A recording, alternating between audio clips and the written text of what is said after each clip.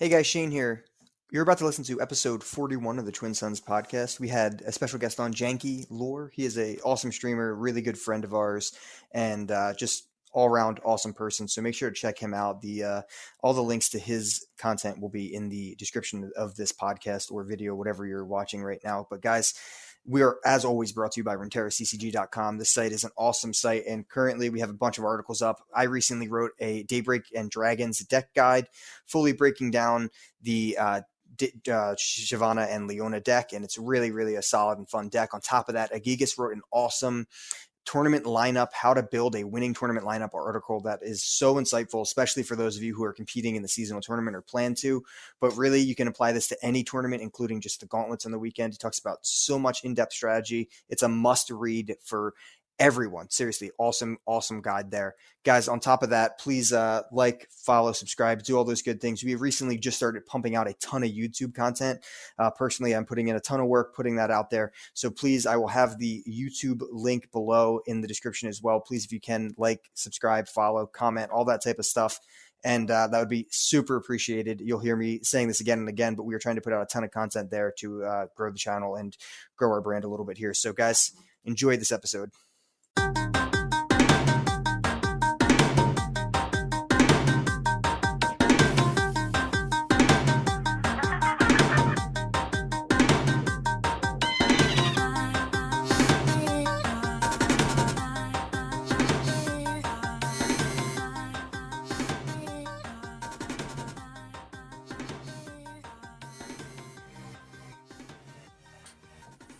Hi, and welcome to the Twin Sons podcast, your home for everything Legends of Runeterra. I'm Mike.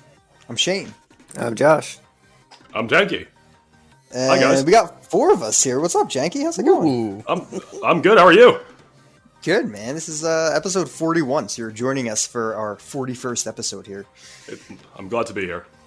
Yeah, it's going to be great. We also, the guy talking at the beginning, that was Mikey. I don't know if you guys remember him or not. I'm back. Yeah, unfortunately, he snuck on. We're trying You're to replace welcome. him with Jankie, but yeah, welcome back, Mikey. Thank you. Yeah, guys, this is episode 41. This week we have probably like my favorite streamer of all time, JankieLoR. Oh, Jankie. You are too kind. Dude, no, listen, Jankie. I don't even know how I found you at first, but I just found you, and I was like, "This guy's amazing." So back when I was like super small, like basically nobody was watching. I retweeted your Radiant keg deck, and Okay. and then you just turned up into the stream. I was like, "Oh, hi guys, hi." No, I fully started like bricking it when you turned up in chat. I was starstruck. I've been listening for a long time. And we appreciate that. Man, I was with Radiant Kegs. That was the first. That was as soon as Rising Tides drops. That was a while ago, man. Yeah. That deck was sick, by the way. I loved playing that deck. Appreciate it. Dude, part of me even thought to bring it. I was like, I should play this guy. I was like, no, I really can't. I always go back to it. I'm like, how else can I abuse Kegs, man? Dude, I remember that day though. You mentioned in our little private chat, you were like to me and Josh, like, guys, quick, here's the link to his Twitch. Go check this guy out. He's hilarious. And that's how we all jumped in and we were just like, yeah, this guy is hilarious. I appreciate that. No, I remember it's just like the first thing, like I forget, you just like top decked like something that you needed, and you're like, yeah, it's a good player would, and I just like pissed myself. Like 90% of the skill in a card game is just top decking like a god. Like, Yeah, exactly. just be better at the game, guys. Yeah, just dig for that atrocity, people. Yeah. Oh my gosh.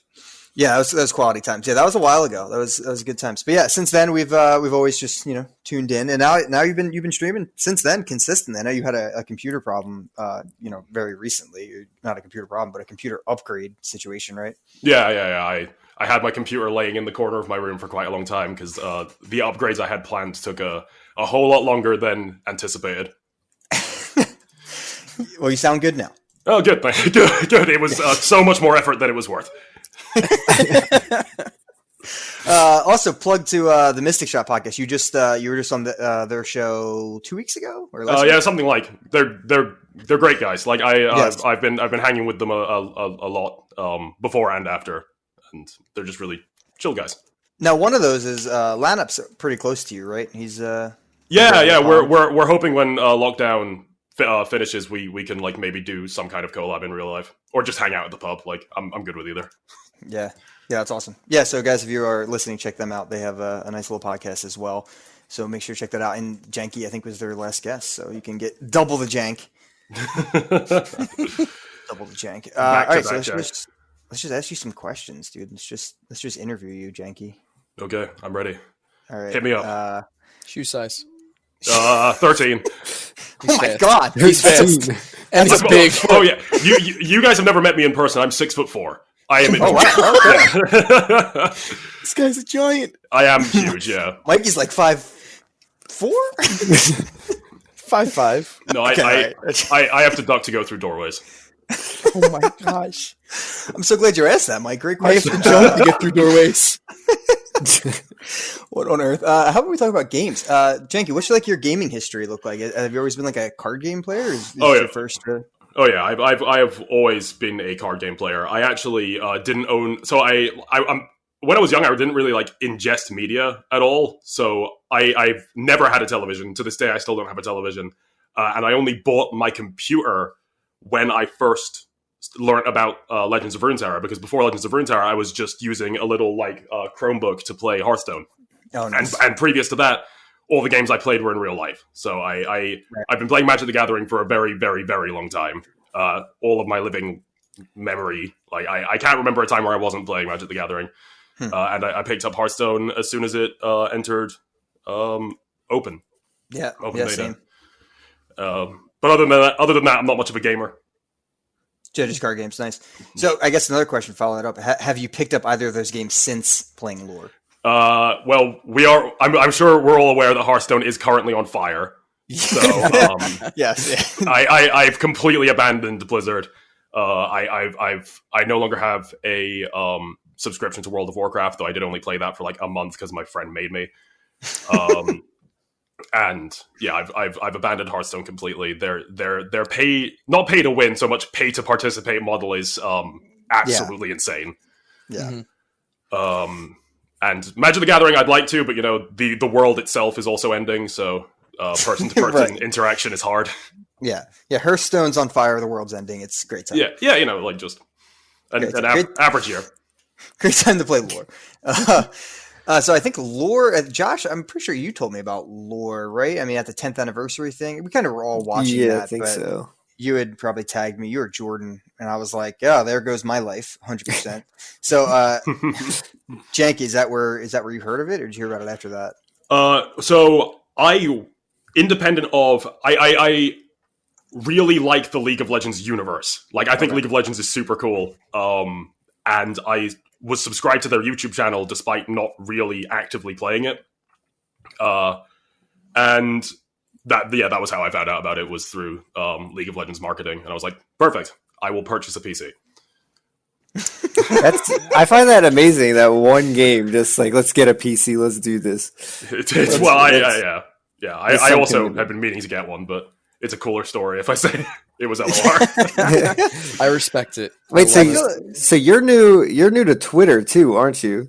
I am brand new to Twitter, yeah. Brand new to Twitter, yeah. Because I mean, I've been seeing your tweets and stuff, and you said you haven't ingested any media besides, I guess, like the last year. That's I was a very like nomadic child. I could find entertainment in a particularly interesting piece of ceiling. Would you like live through the apocalypse? Like, are you that guy? You could like can you make a fire? I can probably make a fire. Like the issue is putting it out again, as my parents found out. Oh god! Well, there's so many stories, dude. I think some people on this podcast also know how to make a fire. Shane is just also like a little bit. I think he's only cut his lawn once on his own. Yeah, so no. Right, nice. No. Not an outdoorsman at all. I just stay in the lab. Well, bringing it back indoors, more towards the game again. So you've been playing for a while now. You've been streaming. Have you taken an affinity towards any type of decks? Like, what do you normally like to play? What is your favorite deck that you're like, yes, I love this archetype? So that's the thing with Magic the Gathering. I always and on Hearthstone as well. I settled so firmly into certain archetypes. But in Legends of Runeterra, I don't think there's a deck I particularly dislike playing except Deep. I will happily play every other deck, and it's just because I suck at deep. Like I can't get my head around that deck. It has one very particular goal. Like you're basically counting down to 15. I just evidently can't count. Numbers are very difficult. Yeah, it's true. That's as high as I go, so works out. Yeah, I can count backwards from 20. Like I can play aggro, okay, but I don't know. Deep doesn't click with me. I'd say my favorite decks are usually the more aggressive ones, but there's some particularly beautiful types of control that only really exist in Legends of Runeterra. Yeah, I can definitely agree with that. Has its own little pocket for these combo control, stall control. Yeah.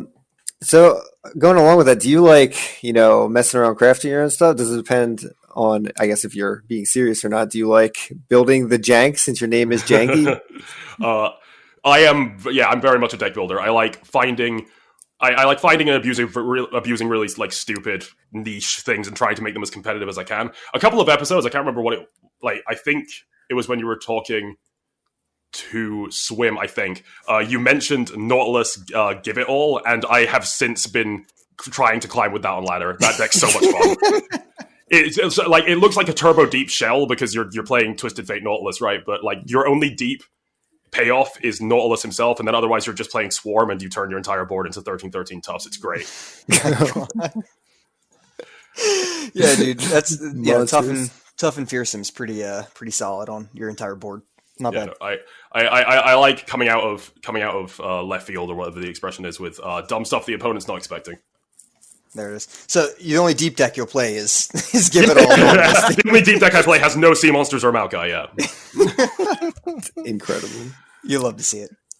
Well, going away from the decks, I know you just got your computer. When you got your computer, were you planning on jumping right into streaming?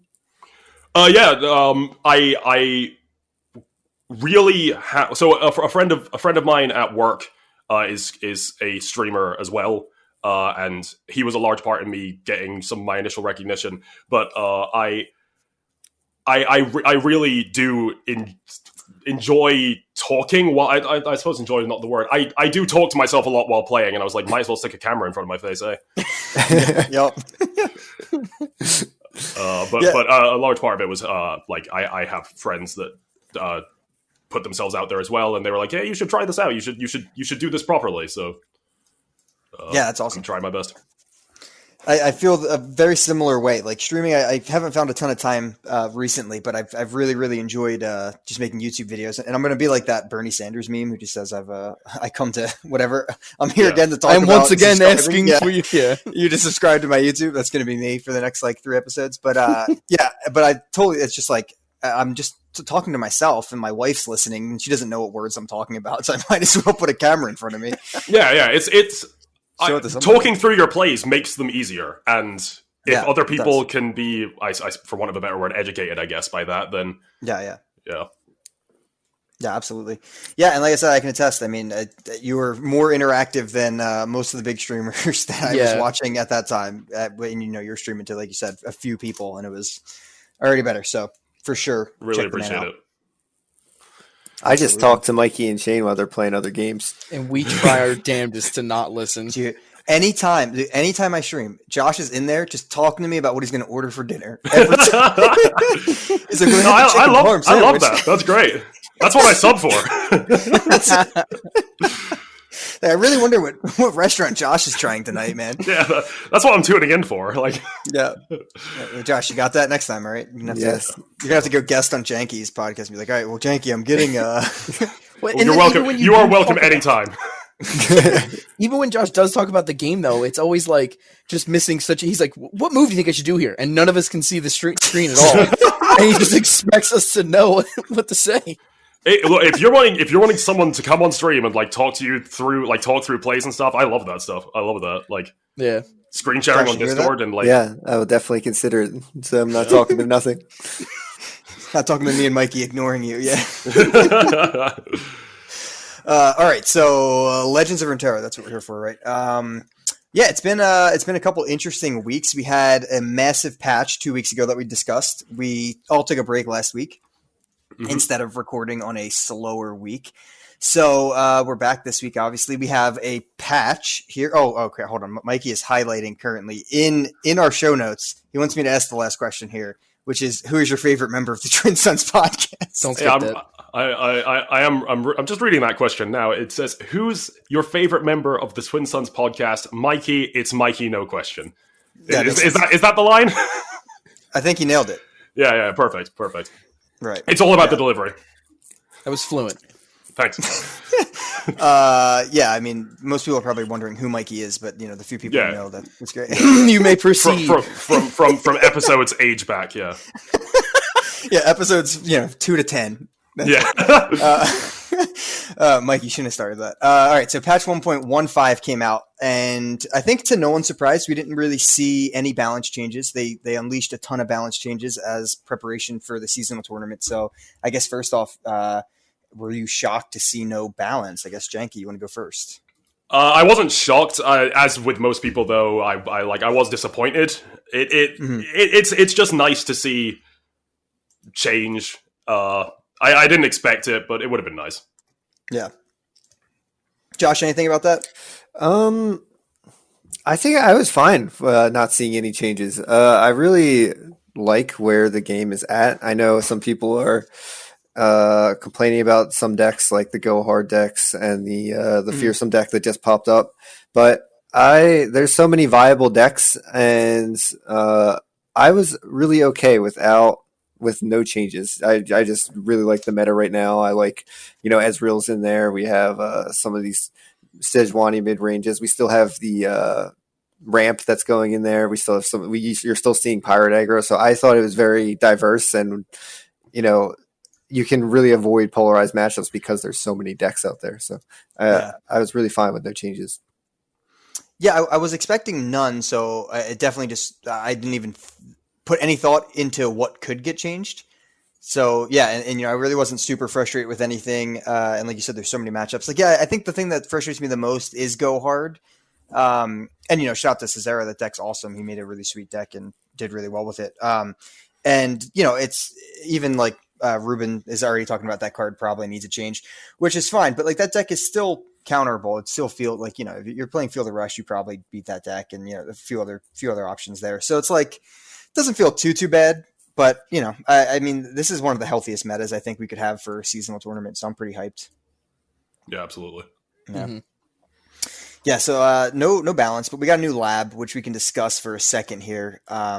Because we're currently running a Lab Cup tournament, so competitive lab games, which is, we're all about just fun in our in-house tournaments. We try to give out some prizes and stuff, but this one's weird. It's like a singleton deck. You bring one champion, and that champion starts in your hand, but when he dies, he becomes a landmark on your opponent's side of the board as like a jailer, and you can kill that jailer, and then you can unleash your champion back to your side of the board, apparently. But it's real buggy. I don't know. Have you guys tried this yet? Anyone? Mm-mm. I have not. I'm interested to try it. It sounds really gameable. Like there's definitely some champions where that's obnoxious, right? Right. Yeah, Rainmaker saying Fizz was crazy because the landmark only has or the jailer only has 1 health, so you can just keep getting Fizz back mad quick. Yeah. Which is pretty nuts. Yeah, but there's a lot of bugs and exploits and stuff like that. So I mean, I'm interested to try it. It's definitely a big lot. It's a lot going on there. Yeah, for sure. I mean, well, if none of us tried it, just to go around the table a little bit, I personally would love to put Siobhan in. I don't see that being something crazy or a good idea. Like you're saying, Fizz sounds sick, but I just love Siobhan. I'd love to have her go out there and fight, or even Garen. He's got solid stats, and if he's leveled, he's rallying. But who would you guys think that who would you guys want to try going around? Josh, what would you pick? I mean, I'm on a really big TF kick right now, so I'd probably just try and make TF work somehow. Yeah. It's pretty good since he dies so quickly, so you just get him back and have a chance to try and level him up again. So that's probably where I go. Right. Shane? TF solid. I'll just go Teemo and just troll. I like that. Yeah. That's funny. Jank?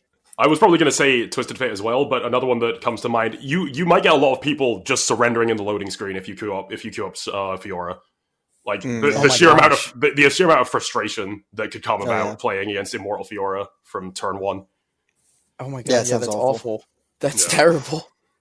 Yeah, I wonder how TF works. TF seems really good because if you do level him and you get him back every time, is he constantly coming back leveled? That seems really annoying to play against too. Yeah, That seems miserable. it does. I mean, he won't if he's not leveled. It's not like you're gonna be able to pick a card every time. But Right. yeah, if he's coming back leveled, you're pretty much ensuring that you can at least draw a card when he comes back. Pretty much just not Thresh, right? That's the only. What would happen? Wait, is Thresh? If Thresh is leveled, wouldn't each time he came back you could summon another? Oh no, you can't summon run another. it. Yeah. Never mind. Yeah. Rip Thresh. He's just a beefy challenger unit then, though. Yeah, it's true. Yeah, I don't know. It's definitely a weird lap, but let us know if you guys try it and have fun in that tournament. I'm playing Cephalopod, so I'll probably get stomped. real good tournament players. I'm sure we'll have something insane for me to get stomped by. Let's look at the rest of the things. So we have this round timer update. Now this went live like Monday. I was playing games Monday and it was already in. Yeah. I saw the animation. I was like, "What is this?" Yeah. I saw it on Twitter first, and then I saw it in my game, and I'm like, "Why is the patch live like on Monday night?" But only this was live. But it was still weird. Yeah, after I saw this, I looked up the patch notes, and I was trying to look at my profile because it was also in the patch notes, but they got put into place at different times. Yeah, it's really weird. They just like patch this through extra. I don't know. I have no idea why. Is it weird that I find it like a game and I'm like, give me that blue clock, give me that blue clock? In that case, you are the target audience. Yes, I nailed it. It's interesting. It's kind of like a chess clock. People have been asking about different things, timing wise. We've seen people abuse the timer. Things with the Zephyr Sage being able to just spam the same action. So they did also add a patch note into this that if you cast the identical same action, it won't give you infinite rounds. Like it'll not give you the extra time. So that's a good stoppage. Yeah. Yes, you can't just cast Vault Breaker for the entire game and just make your opponent never take another turn because that's miserable. Yeah, I don't know. I think it's interesting. I mean, it's a pretty big change to introduce right before seasonal tournament, though. It's definitely interesting. One thing that I wish they would do with the clock is if you have a level up in the middle of your turn, I wish the clock would at least stop during the animation. That's true. That has been an issue for the entire existence of this game, though, was that animations counted in your turn time. Like doing a whole turn to level up TF, and then you have to see his whole hands, and I'm like, I just need to play a card so I get blue and yellow and red out there. Yeah, and I can't because the timer's just going down. Is it bad that them putting this timer in has made I really want to play Zephyr Sage decks now. I was the kind of person that really liked APM Priest in Hearthstone. I really like the pressure of knowing I definitely don't have enough time for this turn. That's actually a good point. Yeah, both those are great points because the animations of even the KDA cards now take a while. Anytime someone go hard, and it takes forever. It's like, oh my gosh, I don't want to waste half my turn watching this person dance. Well, they made those great animations. You better watch them. Yeah, I mean, we do. We don't have any other options.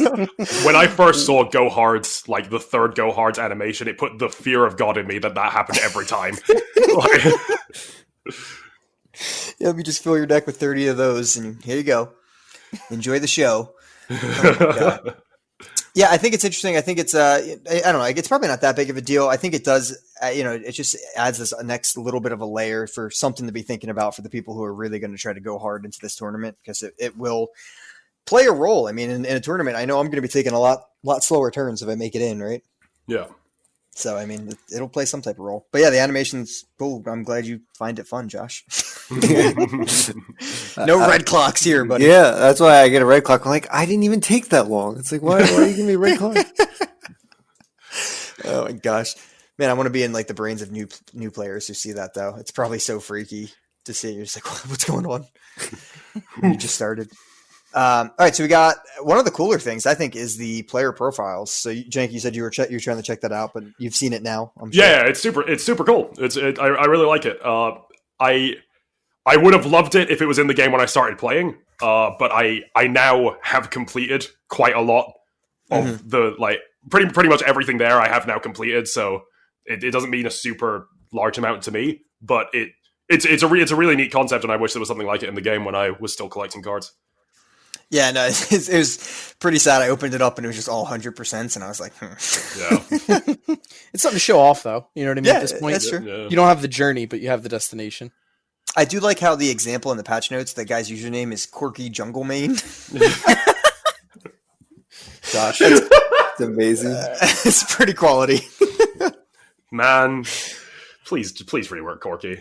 Yeah. The poor guy has had the same lore for like 20 years. Yeah.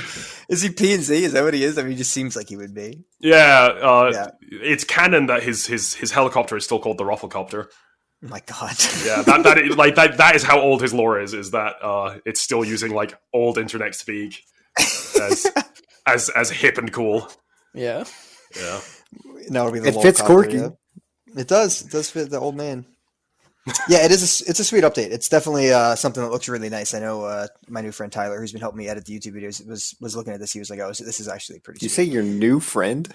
I don't know. He's new to the game, and I just accepted his friendship after 13 years because he's helping me with YouTube videos now. Hopefully, I'm going to listen to this. My new friend. You mean you finally like him? I finally enjoy his company. Yes, that's it. We're awful people. All right, we got Only you. Only bringing you down with me, Josh. Shut up. We'll skip these seasonal tournament things because we'll talk about that in a second. But we do have some new personalization stuff here. We got Oompa, which is a sweet little Yeti. We raffled 2 of those off on Twitter. So if you guys aren't following us there, do it, even if it's just so you can retweet when we do giveaways. But this is like our 10th giveaway. So the partner program's out right now. And I see the partner program has given people the Elder Drake to give away. So I retweeted it and I was like, I will give away more than the partner program gives away until we are in the partner program. So my goal is to just vomit out all of the money we get from anything back into the community just with cosmetics. So 2 people got Oompa. Congrats to Aku and Gabe on Twitter. They both got to buy Oompa, except Gabe pulled a Mikey and bought the dragon instead. I fully support that move. But I guess I just thought, I mean, we don't really talk about cosmetics too much here, but I mean, they're Christmas cosmetics. We had the Halloween ones. These are pretty cool, right? Josh, you buying them? No. Oh. No, I think they're pretty cool. I really like the holiday ones. I really like the Halloween one. For some reason, I just am not putting money to get this stuff. I don't know why. Fair. You just don't want to support the game. I get it. Jankie, are you buying these? Well, so I'm a little bit disappointed. Just because instead of getting a Halloween style event, like we got a Spirit Blossom event, we ended up with KDA, and I was really just hoping we would have like a little Christmas event of some description, but we just get this board, which feels a little bit underwhelming in comparison to what I had in my head. But I'll probably get it. Like I have a full collection, and I try to support the game in any way that I can because I absolutely love this property. So I might in fact never end up using it, but I'll probably end up buying it. I'm totally with you. I mean, I think that was my biggest letdown with the KDA. Like, I didn't have a problem with the KDA stuff, and there was like beef with it. I had no problems like that. I just really wanted a Halloween event. Because absolutely. When they teased some event coming in October, I was in my head. It was already canon that it was going to be Halloween, and then they announced this K-pop stuff, bruh. It was spooky season, guys. Come on. No, I'm with you. I Overwatch Halloween was like my favorite in-game events, dude. Dr. Junkenstein and stuff. So I was hyped. I was like so ready for all the Halloween stuff. And then we got a skin, and I was like, I want more. Yeah. Maybe next year. But yeah, this looks like what the holidays will be. This little Yeti. Even when that board came out, I was outraged we didn't get like a pumpkin follower. Like I want a pumpkin follower. Just give me a Fiddlesticks Guardian. A little like headless horse Hecarim or whatever that skin is called. That'd be cool. Oh yeah. They have a whole region dedicated to Spoopy, and they didn't make anything haunted. Why? You could have made any thing or creature from the Shadow Isles a companion, and like the shark or whatever, and just be like, oh, here's a Halloween one. Cool. People would have eaten it up. I would have. It's pretty much they just follow what League's doing. So I mean, because League did Spirit Blossom, so they're just coinciding with those. So it's just like if that's what their League. But I mean, League could have done what was that word? Halloween thing, right? Don't ask me what the word was. All right, just move on. Coinciding. It's a word. I got away with Spoopy. Yeah, I was gonna say that's at least internet. I didn't even heard of coinciding. listen, they'll use their context clues. All right. So we got seasonal tournament stuff to talk about, Jankie. Yep. And, it's going to be a majority of what we're going to talk about. We're going to talk about the meta in general and the seasonal tournament. Let me see if there's any. Yeah, they did a hot fix to Jinx real quick that stops her from making multiple copies of Super Mega Death Rocket. That's kind of important. But that's pretty much it. Some expedition changes we won't talk about. But they announced, so seasonal tournament, for those wondering, is going to be on December 6th. That will be the first day of seasonal tournaments. That's a Sunday. Yep. And it will be 1,024 players. 700 of those will be from Masters. 324 of those will be from the Last Chance Gauntlet. If you're wondering how to get in from the Last Chance Gauntlet, you can do so on December 4th, so 2 days before the 6th. That's a Friday. The Gauntlet will open at 11 Pacific, so you can try to get into it then. If you have Prime Glories, they count as free wins for that day. That's what Prime Glories are doing. All right, now everyone's caught up. So, Jankie, I guess initial plans, are you planning to compete? How are you doing? How's your process going now, et cetera, et cetera? I'm nervous. I am really nervous. It's a lot of money. Like, first place down to 32nd place are getting, like, starting at $150 up to $10,000. Yeah. That's insane. And I am qualifying at the moment. I'm sitting pretty in top 700. It was looking scary for a minute there, but, like, I'm pretty sure unless something wild happens in the last, like, week, I should be making it through. And I've been working on lineups, and at the moment I'm just struck with the fear of God. Like, I really want to make it. It would be great to make it, even just to make it to day 2. Being that top 32. Yeah, that's tough. So, like, because really it's, they're calling it Swiss rounds for day 1, but in reality it is like single elim, because it's, you have to 5-0 it to get to top 32. Only like 32 5-0s will move on. So it is a really strict top 32. But like you said, it's a lot of money they're giving out, and they're giving it out in 4 regions, so it's pretty sweet. I mean, it's like almost 20K a region.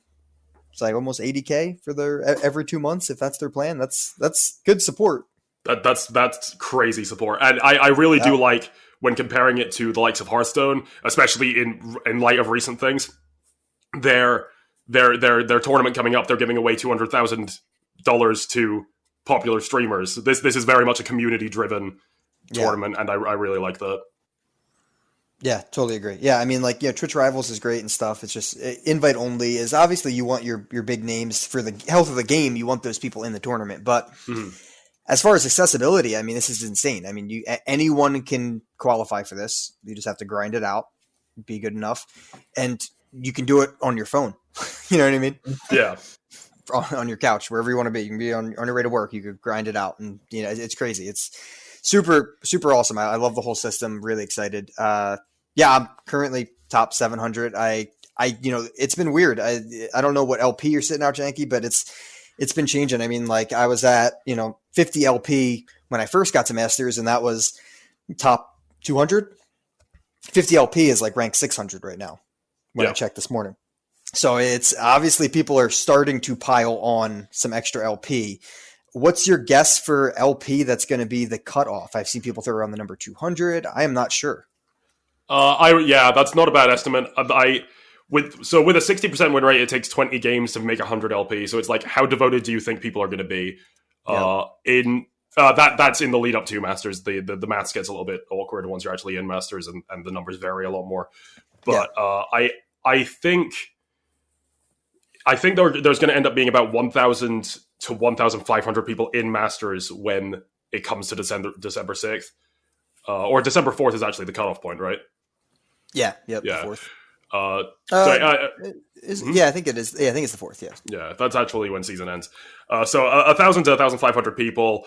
I'd say 200 LP. You are cutting it fine. I think most people in Masters are willing to put in the time to play 40 games. So 200 LP. You're definitely sitting in the danger zone. Yeah, I agree. It was interesting. Like, I had grinded up to about like 250, and then I played a bunch, and I'm back down to like 60 or something. And I'm essentially just trying to streak back up and then just chill at 200 for a while and then just see how it goes, where everyone ends up being at. But it's very nerve wracking. Yeah, if I were to give you some good, like, some sound climbing advice, don't play Nautilus Twisted Fate Give It All. It doesn't do great things for your rank. It's been a problem. I've been playing a lot of like an invoke control list. And it was weird. I had a stream last weekend where I played a decent amount, and then I think it was for a Prime Glory, and felt okay, and then lost the last game, and I was a little not tilted, but I was just ah, dang it, this was for my 5th Prime Glory, and I still want to have the Prime Glory option to do the Last Chance Gauntlet just to kind of for giggles. Obviously I want to get in top 700, but it's a nice backup plan. Yeah.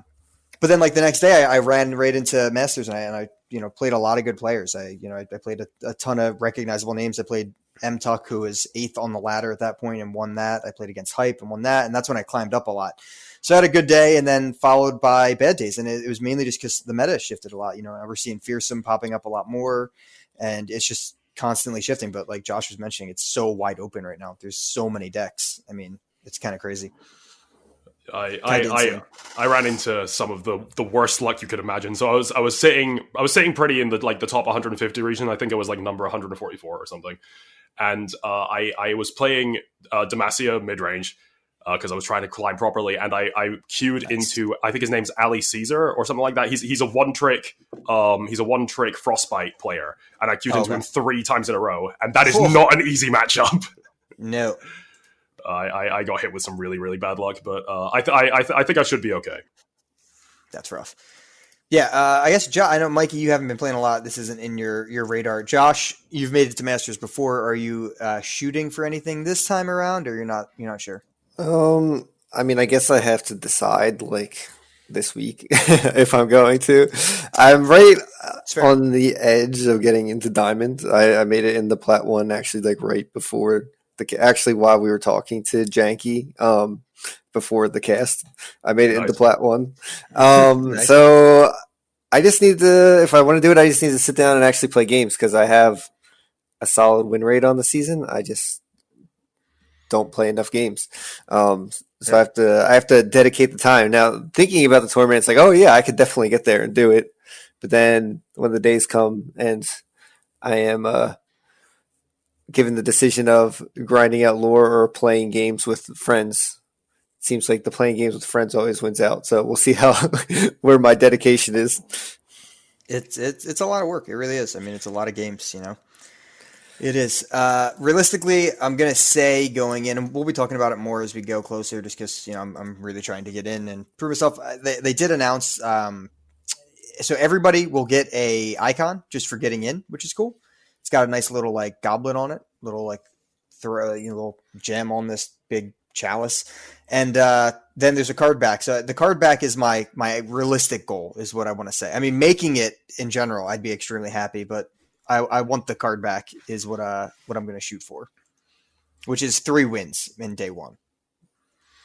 Yeah, I really like these cosmetics. I am a little bit disappointed that the icon doesn't more represent that it's the first of these things. If you look at the Challenger skin set from League, the early ones, they're really iconic because they have the number of I can't even remember how those things work. It's been a long time, but Championship Riven is a really coveted skin, and you can tell it's Championship Riven because it has the 1 engraved into its chest plate or something.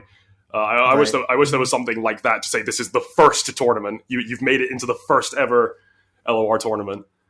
But otherwise, they do look really cool.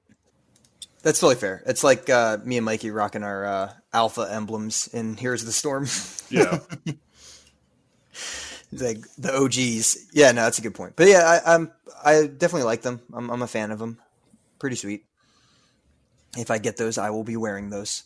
I guess here's a question for everybody, and we'll probably have an answer for this shortly, within a week or two, I would guess. But everyone's focused on the tournament, right? There is the other question of set 3 of Call of the Mountain, though. And typically, when seasons ended, the next one began that same day. That's how we've seen the path be, right? So season would end, and they might not open rank for a week, but the season would end. You'd get new cards. For this, I can't imagine we get new cards before day 1 or day 2. I mean, there's no way. I feel like that means this set is going to be coming after December 13th. So maybe that Tuesday, December 15th. And then that means that we have no new cards till then, which is fine. But we also have 2 weeks of no rank because rank closes on the 4th. I don't know. What are your thoughts on that? I guess everybody. Will it actually be closed? I mean, maybe you can just play ranked again. I have no idea. It wasn't when they released this new set of cards. Wasn't it just opened immediately? So they've done it where they closed it for a little bit, and then they've done it where it's opened immediately as well. But I'm just saying for the sense of, unless they just send the invites out to top 700 right away, and then they just open it immediately. But it's 2 weeks of not new cards, so like the season ends, like Jankie was saying, on the 4th. Yeah. So the top 700 on the 4th get into the tournament. So then does that also reset rank that same day? And now you can just play again, but they already sent out the 700 invites. Is that how it's going to work? Like, we just don't know. There's a lot of mixed details there. I love the idea that season ends on the 4th. The entire third part of the set drops on the 5th, and then the tournament starts on the 6th. You have 24 hours, build your decks, go. That would be amazing. Like that would actually be like a really like skill testing thing. Like the ability to build your own deck without the assistance of like mobalytics or like deck stacks is like a huge skill tester. So I don't even think that would necessarily be a bad thing. It would really, really weed out like a lot of the top 1,000 almost immediately. Yeah. It would be a lot of people who just pretty much don't put any new cards in, and then a lot of people playing really experimental stuff that might be the best. And yeah, I mean, I personally would love that. I know a ton of people who would hate it because I've just seen so many people who have like a Magic will like ban a card like a day before a big tournament, and everyone throws a hissy fit, which I get because it's tough when you're prepping for professional things. So I definitely don't think they're going to do it, and I don't think it's a good idea, but I would personally love it. I'm in that same boat. It'd be great. I guess I'm guessing we're going to see the new cards after the seasonal tournament, and that just 2 weeks of whatever limbo is just going to be maybe ranks open, but they already sent the invites out type of thing. And yeah, I'd assume. I think if seasonals finish, if rank finishes on the 4th, I think it'll open up again in the week after that. I just think like it will already have set in who's involved and who's right. Yeah, so this will be like the first time. It's just like new territory, I guess, is why I'm talking about it so much. But it's like the first time that ranked will be opening without new cards being released since like the middle patch of Rising Tides. Right, Rising Tides was 4 months, so there's 2 ranked seasons in that. In that middle one, there was no new cards, but like since then, we've had Call of the Mountain was new rank season, and then Monuments of Power, new rank season, and now we get to this point where it's like pretty much going to be the same timing, but it's just going to be interesting. I mean, once we know how it works, this seems like their schedule going forward, right? They're going to have seasonal tournaments every 2 months, so this is what it's going to be like anyway. So we'll have all the details ironed out soon. It's just something I've been thinking about lately. Yeah, I imagine this is not going to, so you've spoken about this on the show in the past. I hope this is not the structure they go for into the future. I don't think I can handle 2 more big expansions split into 3. So maybe if we're being optimistic, this is not what they're going to be doing forever. Yeah. But it'll be something along these lines. Yeah, I mean they're great with feedback. I watched Ruben Zoo's interview on Twitch. He did a Q&A, not an interview. He just did a Q&A for like 3 hours and ran down the patch. It was really, really solid, really nice of him to do it. And, it was great because he was expecting to see like 50 people there, and it was popping. There was like 400 people watching this Q&A. So I was really happy for him because it just shows that, hey, we actually want this type of stuff, And yeah, he had mentioned that they did that lineup of every 2 months was their plan for 2021. So we have it at least for that. Yeah. Well, I know a lot of people were down on. I mean, we even have spoken, I guess, poorly about the way that the set was released, but we don't have the third set now, and the meta feels like incredible just from one big update. So I feel like if they do continue when they do continue the splitting the sets up into 3, if they can just take feedback from after releasing the original big set, and then actually make big changes going into like the next set of cards, like before the next set of cards come out, like things can still feel fresh, and no one right now is complaining that the third set isn't out yet. Like it feels like very complete. They buffed Jinx a tiny bit. They buffed Ezreal, or I guess they reworked Ezreal so that he's viable. So now P and Z doesn't feel completely awful and is actually being used. I feel like if they just take their little changes and just like spice it up like they just did 2 patches ago, no one will even realize that the sets haven't been dropped yet, besides, seeing a couple teaser cards. Yeah, it's a good point. Like, part of the hate, I guess, was there was some misses in balance patches, right? But this last one is universally accepted as like a big hit, right? So if they can nail it the way they just nailed this big patch, right? And they were trying some things where they're adding a few extra patches and all that, but like, yeah, cards every 2 months, 1 balance patch between that, and only 1 balance patch between that. But if they get it right, it's a great meta, like we see. It's just, the biggest complaint we've had the whole time is really just Noxus and Piltover and Zon now, as the last 2 regions to not get anything, have just felt really stale, Yeah, and that's why I think it's like a problem with like the fundamental structure they're going for here, is that it puts a lot of stress on them as the creators of the game to really hit a home run every time. Because if they mess up one of these patches really badly, they are going to lose a lot of players, or at least that's my assessment of it. Yeah, it's going to be a rough month if they miss one real bad. And they've been pretty good. I think we started to see that. We started to see streamers taking breaks. We started to see. I don't know about their player, but I think their player base was still doing fine. I think just like the people for publicity, the content creators were getting a little dead. They're breaking down and on wanting to play the game, and I think that's what happens. Just fatigue happens quicker, and you see the complaints come in quicker. Mm-hmm. And when you get into ramp aggro metas, it's a dead game. Yeah. Say it every time, but it's really, FTR just took over for like a patch, and it was just like, oh god. It was insane. The play rates were just so high, and and like they said, they even Ruben Zur was mentioning, like the win rate actually wasn't that bonkers, but it was just like, it's a feel bad experience. Let's just simmer it down, And they do a really good job of feedback, so have high hopes for it. But towards the end of metas, we've really seen it always diverts into like 2 polarizing matchups. So it's always this like really heavy aggro deck versus this really control based deck for the meta. So like our first one ever was we had a Burn versus Karma, and then in the next one that it was like feel bad was we had a Nivea versus whatever aggro deck was out at that time. I can't remember. It was and then BNZ at the time. Yeah. Oh yeah. And then this one was the worst feeling, where we had, just the ramp versus the pirate aggro. And those are like the 2 things that, could just win into many mid-range decks or even other control or other aggro. Yeah. So it just kept building up, and we finally got like this really polarized setup where people just didn't like it at all and feels bad. Yeah, because Trundle just came down, and then mid-range just ate his Grundle, and then that's pretty much it. We said that multiple casts, so that's nice. That's what happened for that. Yeah. I'm with you guys. I think it's healthy right now. I do have my repercussions of kind of like nervousness for going forward for another at least 6 months of this schedule. But the highlight of it is, in reality, getting new cards every 2 months is very hyped. You know what I mean? I love it. I love seeing spoilers every 2 months. I think it's timed very nicely, because right around the time when I'm like, I'm getting a little bored, it's like, oh, here's what Shyvana is going to do. And I'm like, holy crap, this is going to be awesome. And then, you kind of get back into it. So I think it's timed really well.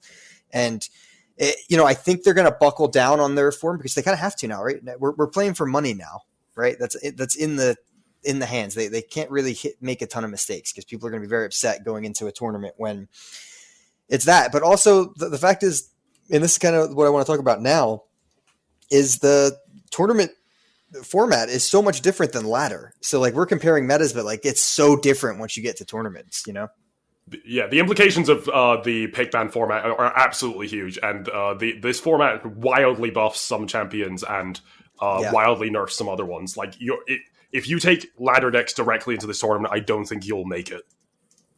I totally agree. Yeah, it's tough. I guess, Jankie, sorry to exclude Mike and Josh a little bit here. Just, we're the ones trying to prep for tournament lineups. And I've been talking to Mikey and Josh too, in Discord and all, trying to figure out where I'm at. And essentially where I'm at is all over the place, as Josh can attest to. Mm-hmm. But, what have you learned so far, I guess? What are you, thinking about? Or is your lineup picked? You don't have to reveal your secrets or anything, but I guess just how are you feeling? I feel like I'm ready fundamentally. Like I think I understand what I'm meant to be doing. It's just I thought I settled on a lineup, and then like one of the decks I don't feel very good about. And if you change one of the decks, you have to change the other two, just because of like the way that works, right? If you completely change one of your decks, then the idea of like the other two being like the fallback to that one deck falls apart. I thought I had it, and I don't think I have it yet. But I know what I'm meant to be doing. I just can't quite get there. Yeah. So as I mentioned during the promo and the intro, but Agigas wrote a nice article recently. He's a good tournament player, and he wrote a nice article. I had the honor of like editing and giving feedback during the process, which was sweet. But he mentions the different strategies of going in with a lineup that's meant to ban. So like you really are going in saying all my decks have the same weakness, so I'm just going to ban that weakness. You can go into a lineup that's trying to protect one deck that you have, or you can go in with just 3 flexible decks, or a bunch of different things. And all of that's super interesting. And that's how I ran a couple gauntlets, was like with the ban technique. I kind of went in saying that pretty much all my decks suck against Ash Sejuani. So I'm going to ban that. And they also suck against like Fiora. So if I see Ash Sejuani or Fiora, I'm going to ban that. I think Fiora is a really good example of one of the champs, like you said, gets like mega buffed in these style of things. Yeah, absolutely. Fiora, Karma are the two big ones. Yeah.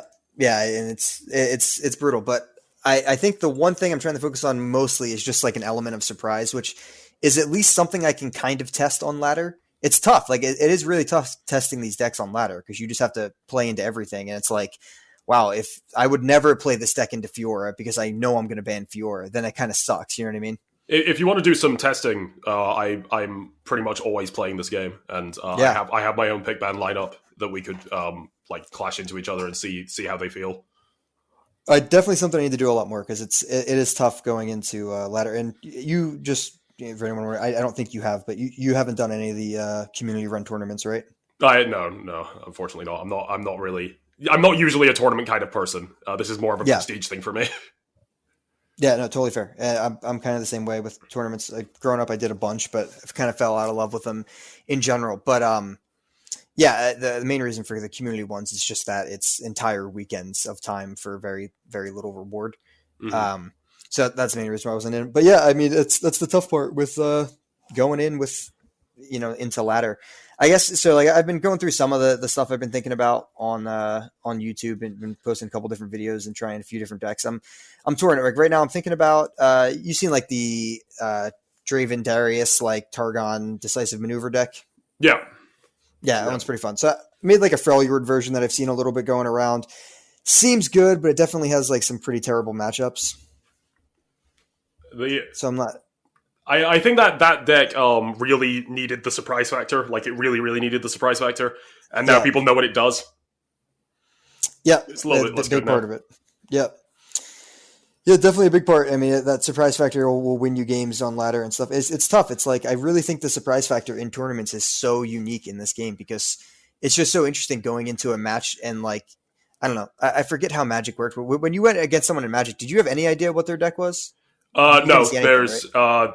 Well, it depends on the tournament, but usually it's closed deck list, and they don't have anything out with the deck that's revealed like you do in LOR. Like, you can see champions at the start, and it gives you a huge idea. But usually, when you're sitting down, you don't know what your opponent's playing. Yeah, until they play like their first land or whatever, right? So it's like, yeah, it's super interesting. Like the idea of, I can run like, one of the oldest examples that I saw on ladder a bunch way back was, when Karina was a thing, when it was just released before Vi was released. Mm-hmm. It was just, people were running fearsomes, but it looked like Piltover and Zon. It would be like a prankster deck and just rush deck. So you go in thinking it's that, like that type of thing in a tournament is super interesting. I don't know if you've given any thought to that. Oh yeah, no, absolutely, and I think that started off the other way around, didn't it? Like because people were already playing. Yeah. I think Elise Fearsomes was already a thing, and then Karina players came up with the absolute. Oh, Karina deck is such a pure and beautiful deck. I love that deck. Like it like from the ground up, it was just designed so perfect. It still holds up pretty okay today. Like it's only really experienced one nerf, two by forgot about Vi, and the Brood Awakening. Yeah.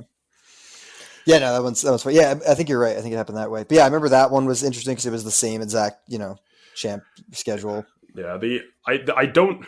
So I am doing some. I will say, like I said, I don't really want to give up my secrets. One of my decks is disguised as another deck.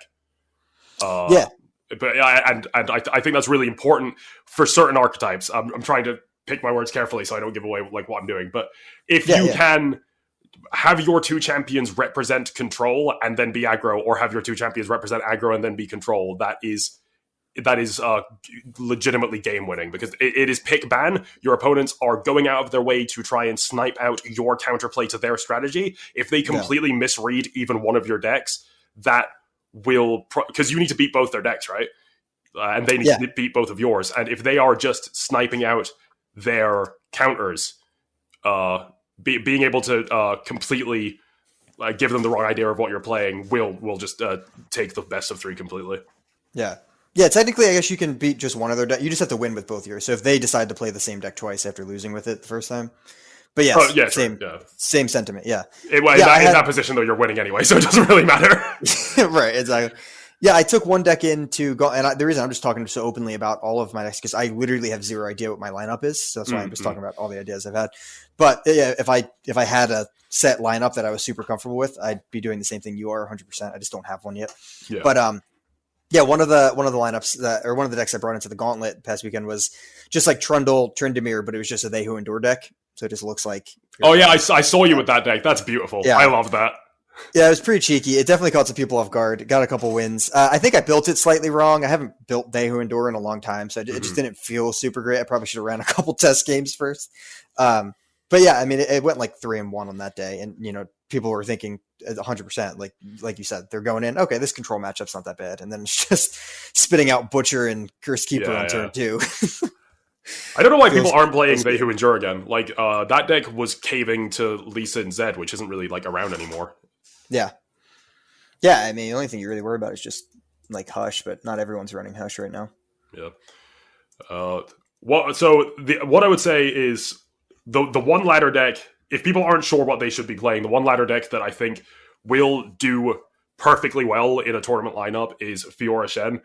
One thing I would say, though, is you should remove Deny and put in Notify and then ban Shadow Isles. And just in doing that, your win rate goes up by like 15%. That's a good tip. Yeah, the only other one I can think of like that is I think like Ash Sedge is a similar build where it works pretty well into tourneys. True. But I think that deck just has no bad matchups as well, so that's like just that's the coward's choice. Agreed. Yeah, I mean that's pretty much the tournament saga. I mean, Mikey, how you doing over there, bud? Oh, dude, going for that Hail Mary with the Last Chance Gauntlet. It's gonna be mine. It's gonna make it big, baby, for the sake of content. So wait, you're gonna go in with. So you have to be one of the first 324 people to complete it. You have, I'm assuming here, which I could be wrong, but you have 0 Prime Glory. Go on. So you're just gonna go for that 7-0 on Friday morning? Yeah. I love it. That's it. That's what I think it's there for. Me. For things like this. I actually love that. And it's also super interesting because they changed the Gauntlet to be like the seasonal tournament format, but that Last Chance one isn't going to be like that because it's going to be like the 7-win one, It's not because you get 5 Prime Glory. So it's not the current ones. You only need 4 wins. Mm-hmm. So you can do it. Imagine having 5 Prime Glories and you just go on like the biggest loss streak of your life. You don't make it in. You're just outside of top 700. Then Mikey wins the entire tournament. Then you wake up. Josh, also 0 Prime Glories? Yeah, I haven't done the Gauntlet at all. Jankie, are you 0 too? Yeah, no, the Gauntlet's just for people that don't know how to get to Masters.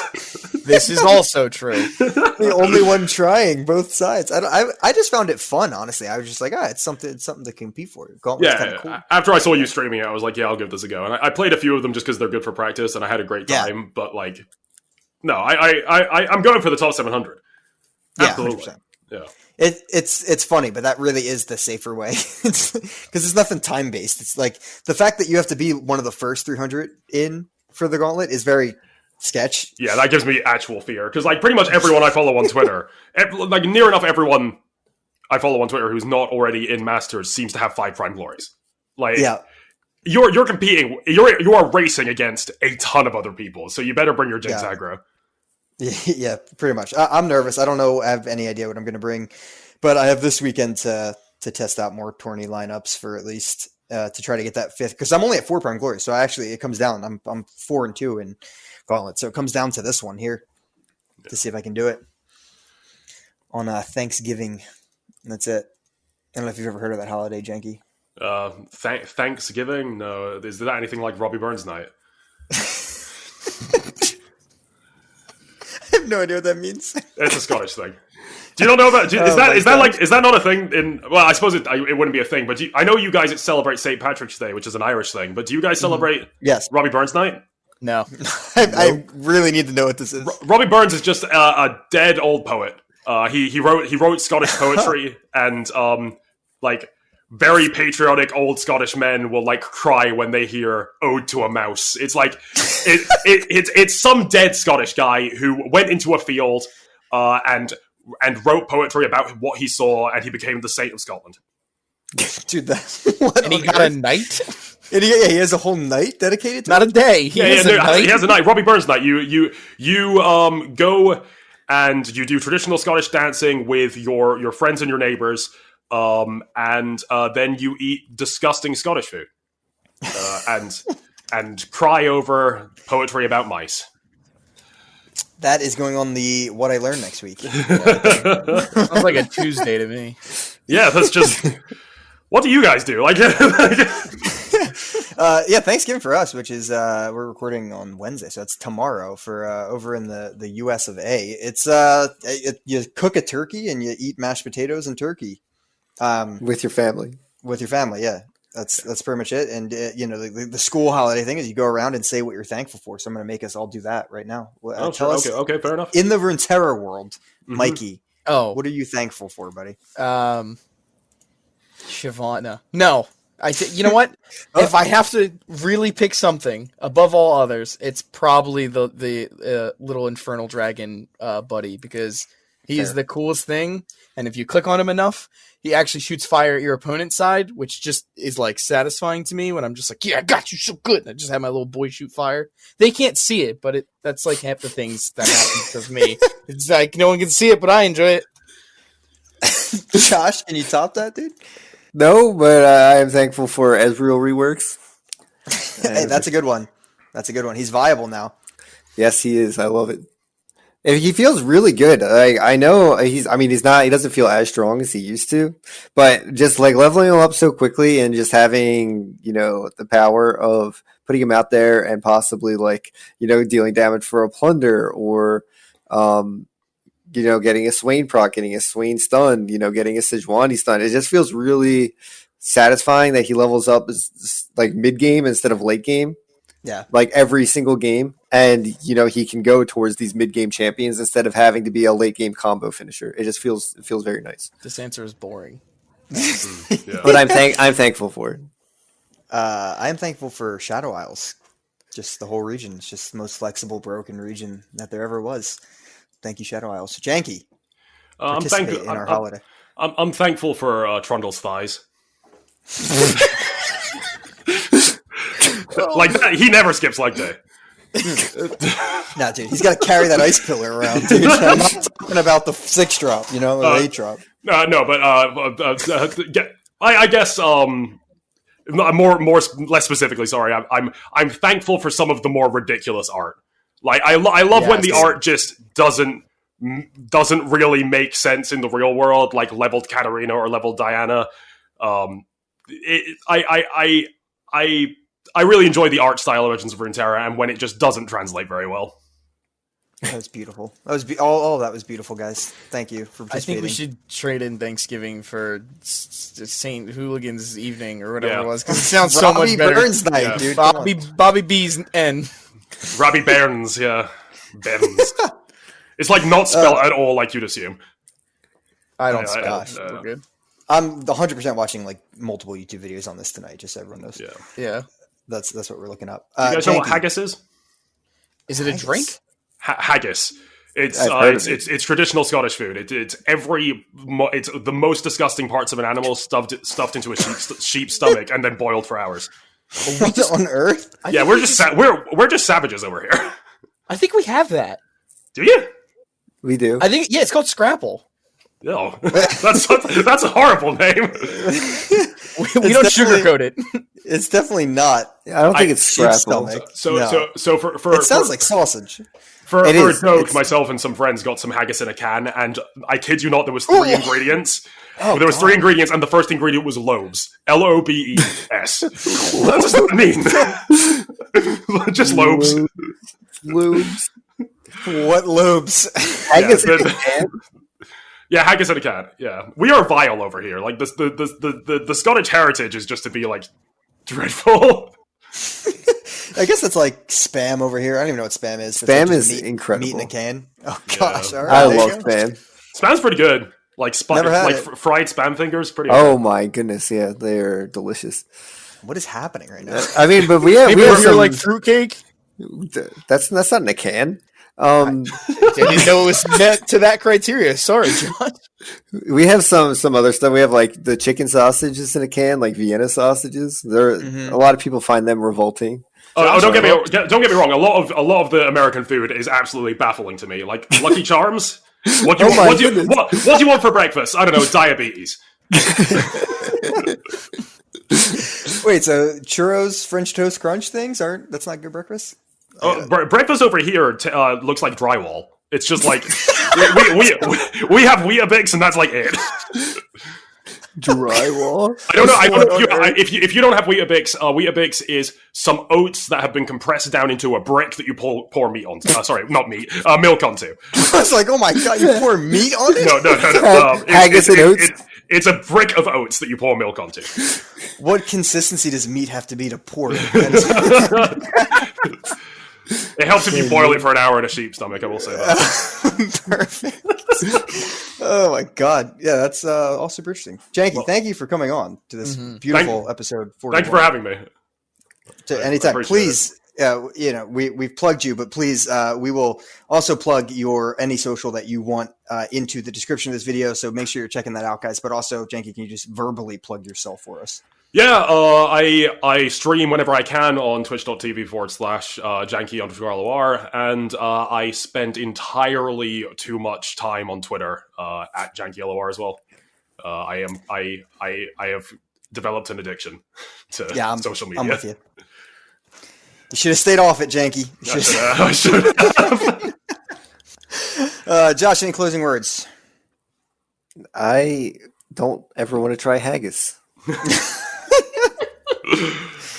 Mike? I'm trying to look up the story about the mouse. Give me a minute. Please read Ode to a Mouse. What is it? I don't even know how to spell Ode to Moose. It's spelled. I think Ode to a horribly Moose wrong. is the sequel. You know, no lie, send that to us. That's also going in the description of this episode. All right, until next time, guys. Thank you for listening. Peace. See ya. But